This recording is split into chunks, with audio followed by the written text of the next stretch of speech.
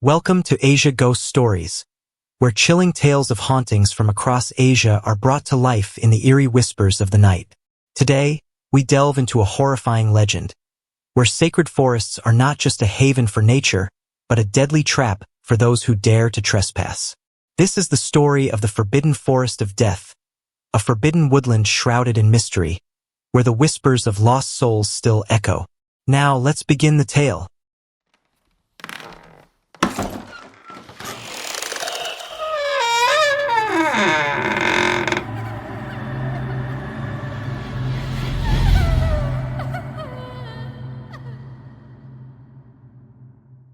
This story happened to a young man named Tai Lai. He lived in a small village nestled within a forest. Every day, Tai Lai would accompany his parents to their upland farm to plant crops and chop wood. Occasionally, he would join some of the villagers on expeditions deep into the forest, sometimes staying for 2 or 3 days.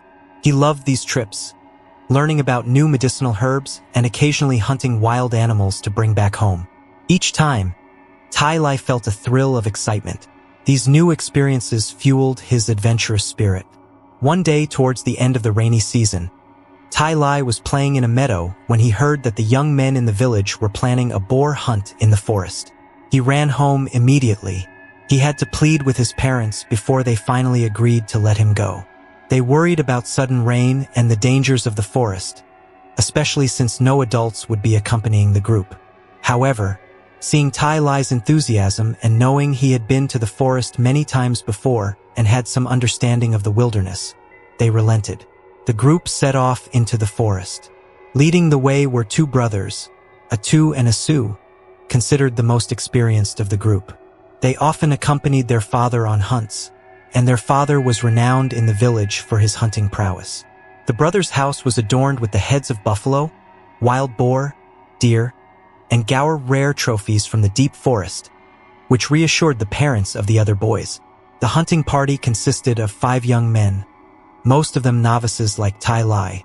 They planned to return within the day, so they carried only a little water, some salt, and a few traps. The weather that day was perfect, the sky clear and bright. The group entered the forest excitedly. The brothers regaled them with thrilling tales of the deep woods, fueling everyone's enthusiasm and determination to return with plenty of game. It seemed to be their lucky day. Near midday, they discovered numerous wild boar tracks. Sensing their prey was close, a Sioux quickly signaled the group to move into the area and prepare the traps. Everyone worked swiftly, dividing the tasks and digging pits, each about 2 meters deep. Some gathered large, dry leaves and branches to cover the pits. After digging, they planted sharpened stakes at the bottom and camouflaged them with the dry foliage. The pointed stakes lay hidden beneath the leaves. Once everything was ready, they hid in nearby bushes to wait.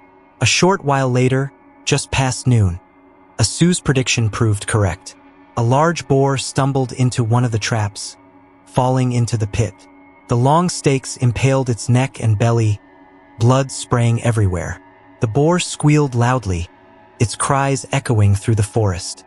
They knew that trapped boars are incredibly ferocious. Many mistakenly believe that once trapped, the animal is subdued. But a trapped boar, in its agony, can become even more dangerous, capable of biting off a hand. To be safe, a Sioux approached, raised his machete, and delivered a powerful blow to the boar's head. It let out one last squeal and died instantly. Tai Lai gazed at their prize with delight. This was the first time he had hunted a boar. Everyone worked together to pull the boar out of the pit. They quickly chopped down a section of tree trunk, tied it across the boar, and took turns carrying the heavy load on their shoulders. Each of them thought to themselves, having caught such a large boar so early in the day promised a successful hunt.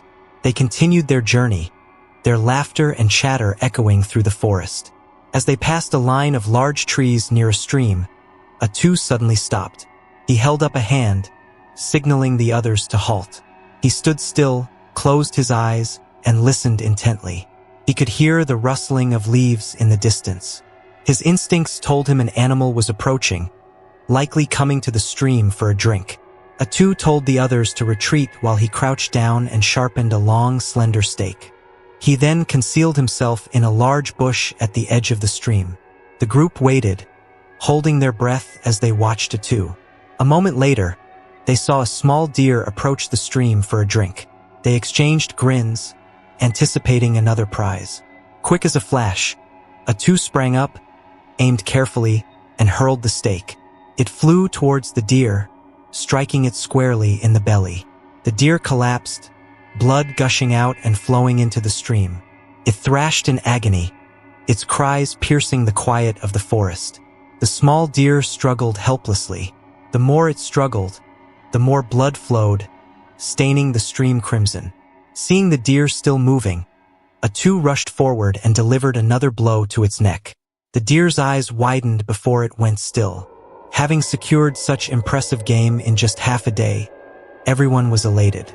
They sat by the stream, eating their rice and drinking water. They discussed their successful hunt. The brothers declared they would prove to their father that they were capable hunters, as skilled as he was. Until now, they had only observed him, never having the chance to prove themselves. After a short rest, they continued on their way, their pace slowed by the weight of their game. Deeper into the forest they went, the leaves rustling around them. Everyone scanned their surroundings for more prey. Suddenly, Atu shouted, "Atu, look out above." Atu reacted instantly, looking up to see a white snake as thick as his wrist slithering along a branch. It coiled around the tree, its red eyes gleaming. 2 shimmering gold stripes ran down its back. It slithered towards Atu, flicking its blue tongue menacingly. Without hesitation, Atu drew his knife and with a single swing, severed the snake in 2. Blood splattered his face. The severed body fell from the tree, leaving a trail of blood down the trunk. Everyone gasped in shock. They then returned to the stream. Atu washed his face and suggested they build a fire and roast the snake. They had already had a good haul. Tai spoke up, cautioning them, "I don't think this is an edible snake. Remember how it looked, fierce with that strange gleam on its skin. I'm afraid it's venomous." Despite his warnings, the others dismissed him as cowardly. Ignoring Tai, they placed the snake on the ground and began to skin it. The skin was tough, requiring one person to hold it while 2 others pulled. The scales were unusually thick. Atu accidentally pricked his hand on a scale, drawing blood. Tai, seeing this, gathered some leaves, chewed them, and applied the poultice to the wound. However, the wound continued to bleed. The others carried the snake to the stream, reached into its belly, pulled out the guts, and rinsed them in the water. Strangely, the snake's blood turned the water a bright blue. They paid little attention, assuming they had ruptured the gallbladder, causing the discoloration. Once the snake was skinned and cleaned, Atu retrieved his knife, wiped off the blood with some leaves, and chopped the snake into small pieces. Ajiak, Asu, and Ba then gathered dry branches, sharpened the ends, and skewered the snake meat. They built a fire and began roasting the snake.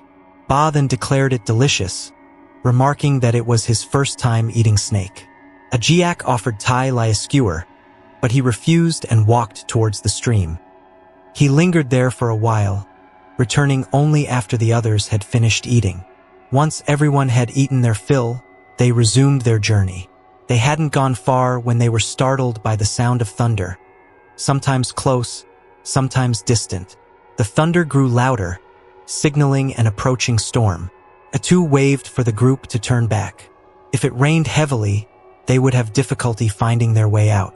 Everyone's faces grew worried as they quickened their pace, hoping to reach home before the downpour. After a while, they realized they were lost. Although it was only late afternoon and the forest was still relatively bright, they couldn't find the path they had carefully marked that morning. They split up, searching for the colored cloth markers they had left, but found nothing. Asu suggested, "Let's try this way," pointing in a direction. Atu and the others followed, but they became even more lost, finding no path or markers. They decided to return to their previous location and try to find the stream, hoping it would lead them back. They listened for the sound of running water, but the thunder was now deafening, the leaves rustling loudly, and a light rain had begun to fall. The cacophony of sounds made it impossible to locate the stream. Everyone was soaked. Exhaustion set in, their steps growing heavy. They struggled from late afternoon until dusk, the thunder intensifying and the rain growing heavier, but they still couldn't find their way. Panic began to set in. They decided to find shelter and wait until morning when the rain stopped. They knew they wouldn't find their way in the dark. The rain poured down, and thankfully they found a small rock overhang near a gate in the forest. It was just large enough for the 5 of them to huddle under. They quickly gathered firewood, their hands numb with cold. The damp wood was difficult to ignite, but they finally managed to get a small fire going. The rain intensified, the sky pitch black. The 5 shivered, huddled around the flickering flames.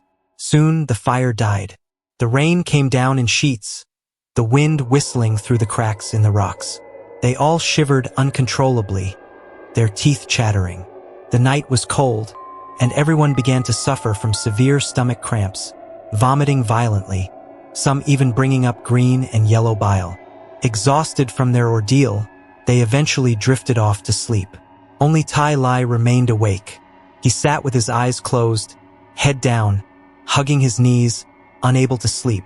The forest was shrouded in darkness. The creaking of trees in the wind sent shivers down his spine. The rain continued to fall, his clothes soaked and dripping onto the ground. He trembled uncontrollably. Suddenly, a deafening crack of thunder jolted everyone awake. They clung to each other in terror. Moments later, a terrifying growl echoed through the forest, growing closer and closer. A rhythmic rustling sound emerged, like approaching footsteps. The sound grew steadily louder, moving towards the rock overhang.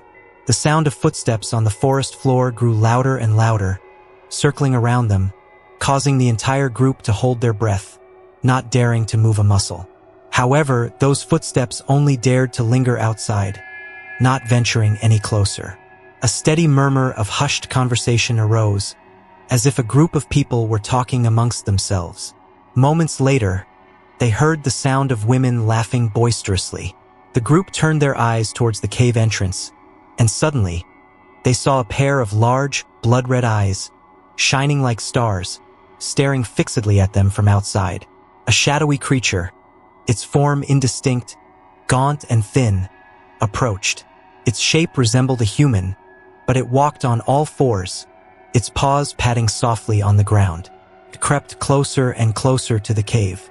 Its 4 limbs moved swiftly and silently as it neared the carcass of the deer. It sniffed and snuffled, seemingly drawn by the scent of food into the cave. It bared its long, sharp fangs. Each tooth was as pointed as a stake. From the corners of its mouth, thick, yellow stripes of saliva dripped down. Seeing this, the group froze in terror.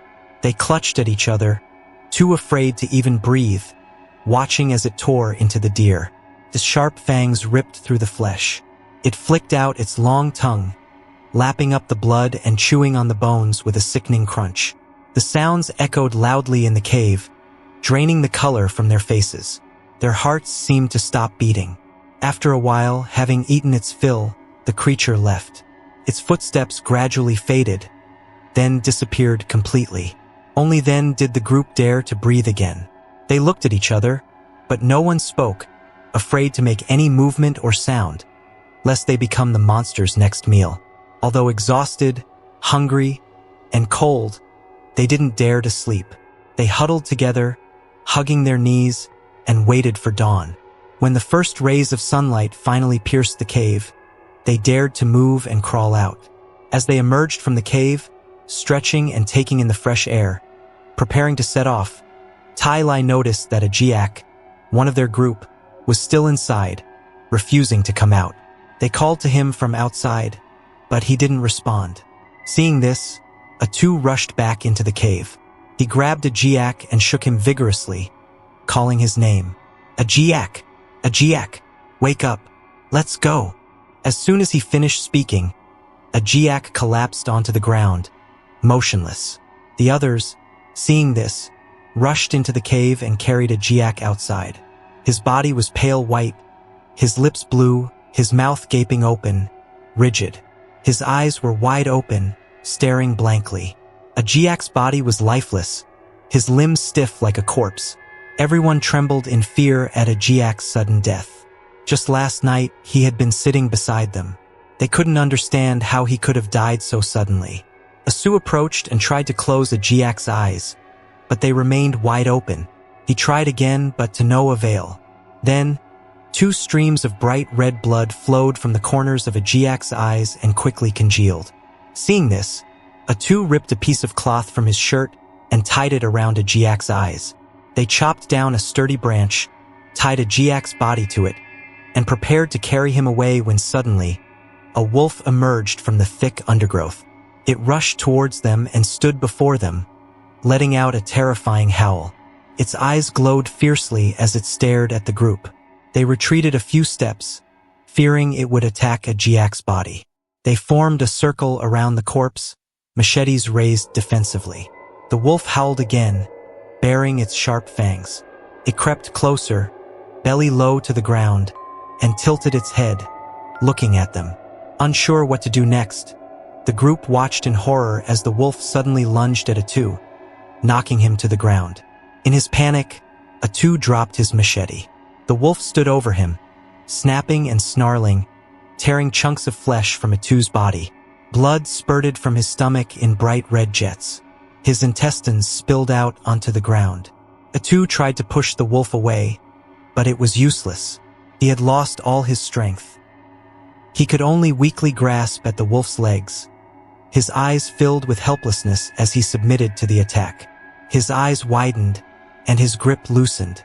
The group watched in stunned silence as Atu's entrails spilled out. Terrified, they scattered and ran. Tai Lai ran blindly forward, no longer caring about his destination. He ran for his life, his hand still clutching his machete, his only weapon in this terrifying place. After running for a while, Tai Lai stopped. He collapsed onto the ground, leaning against a tree trunk, gasping for breath. His whole body trembled uncontrollably. He looked around and realized he was alone. He called out for the others, his voice hoarse. "Asu, Bathen! Asu, Bathen! Where are you?" He shouted until his throat was raw, but there was no response, only the echo of his own voice in the silent forest.